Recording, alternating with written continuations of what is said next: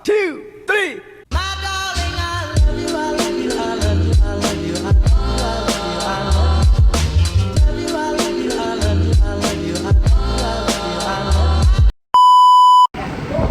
Satu, dua, tiga. Hello everyone. My name is Nafra. My name is Deby Hermiyanti. We want to explore Kota Tua, so you can know more about this place. Check it out!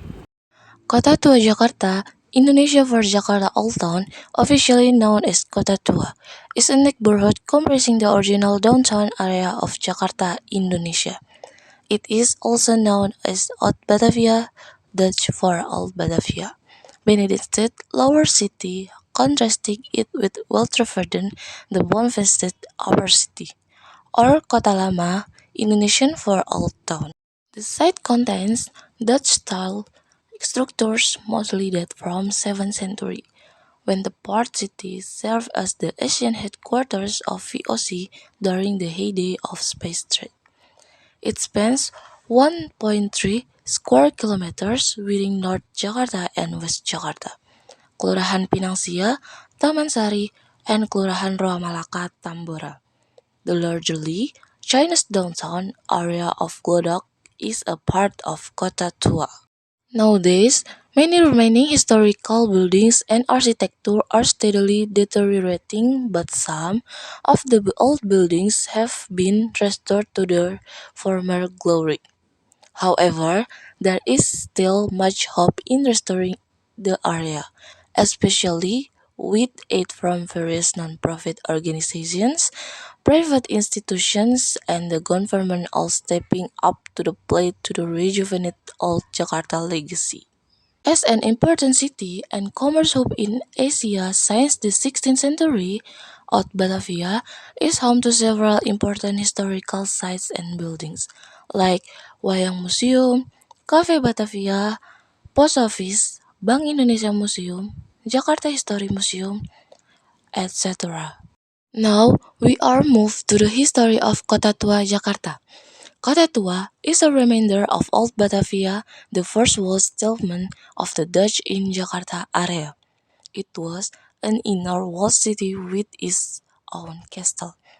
The area gained importance during the 17th until 19th century when it was established as the de facto capital of the Dutch East Indies. This inner walled city constructed with the surrounding kampung village, orchards, and rice fields, dubbed the Jewel of Asia in the 16th century by European sailors.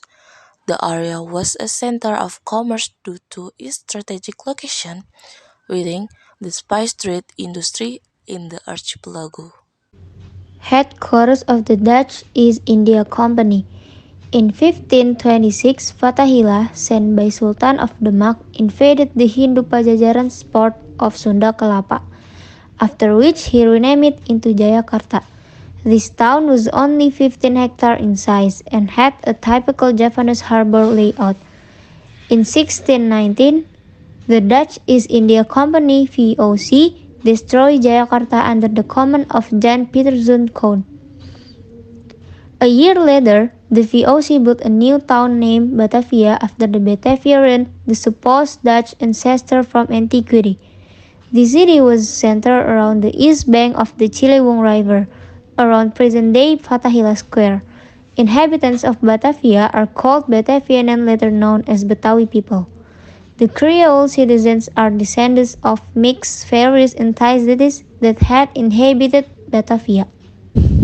Around 1630, the city expanded towards the west banks of Ciliwung, on the ruins of former Jayakarta. The city was designed according to Dutch urban planning, complete with a fortress, city wall, public square, circus, canals, and three-line streets. The city was arranged in several blocks separated by canals. No native Japanese were allowed to live within the city walls, since the authorities were afraid that they might start an insurrection. The planned city of Batavia was complete in 1650. It became the headquarters of the VOC in the East Indies and prospered from the spice trade. Abandonment. Old Batavia declined in prominence in the late 18th century, probably because of the canals with their near stagnant water, together with the warm and humid climate, would often cause outbreaks of tropical disease like malaria. Much of the old town became neglected and abandoned due to its decline of importance, and slowly its canals were filled up. Countryside, countryside villas were preferred by wealthier residents, which caused the city to grow southward. This process led to the foundation of an estate named Weltevreden. As the capital of Dutch East Indies, the city retained its status as the administrative center of the Dutch East Indies when the VOC transferred its possession to the monarchs of the Netherlands in 1800. During the rule of Governor-General Jendels in 1808, the city's administration and military were moved south to Weltevreden with a new planned town center around Koningsplein and Waterloo Plain.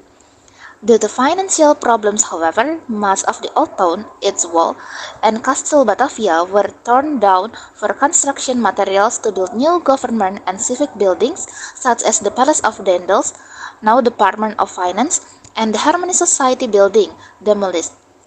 The only remnant of the area of Castle Batavia is Amsterdam Gate, which was completely demolished in 1950. The city continued to expand further south as epidemics in 1835 and 1870 forced more and more people to move out of the old city to the newer, spacious, green, and healthier Weltevreden neighborhood. The old city became deserted and was a mere empty shell of its former glory by this period.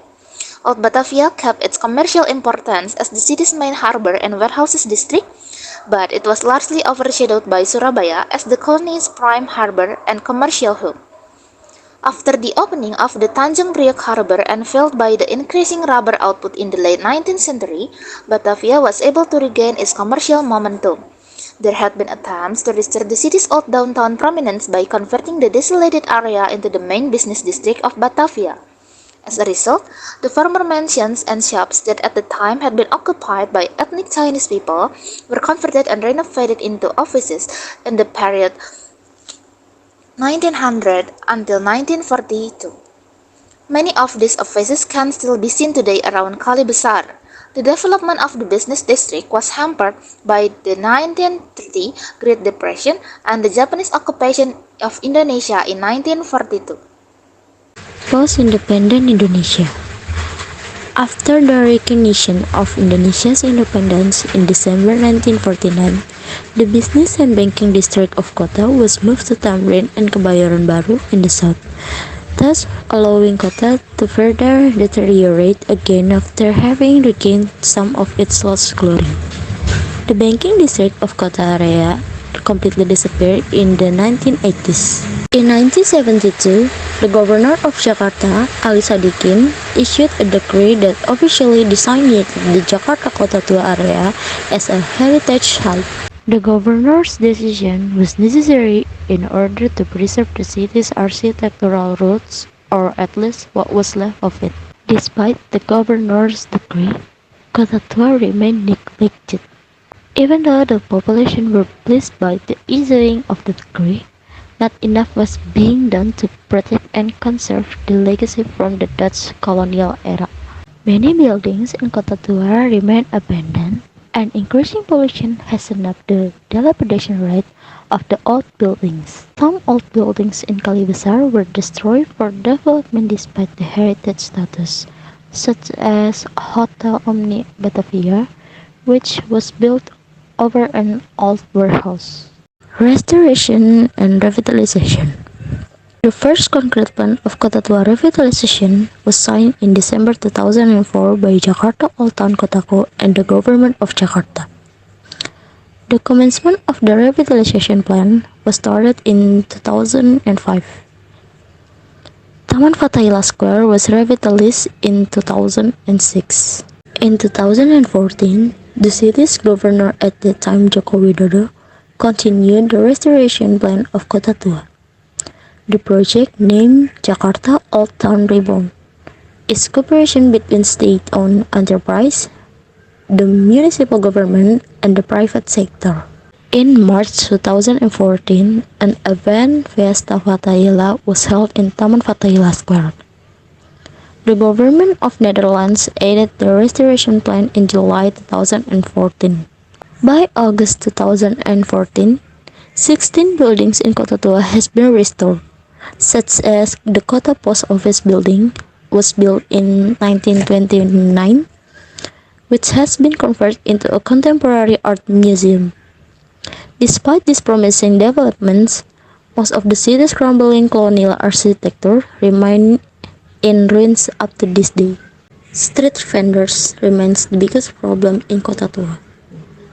Illegal street vendors and hawkers increase dramatically around Kota Tua area, especially during holiday, causing increase in garbage. As of May 2015, 415 street vendors are allowed to sell their items in Kota Tua area.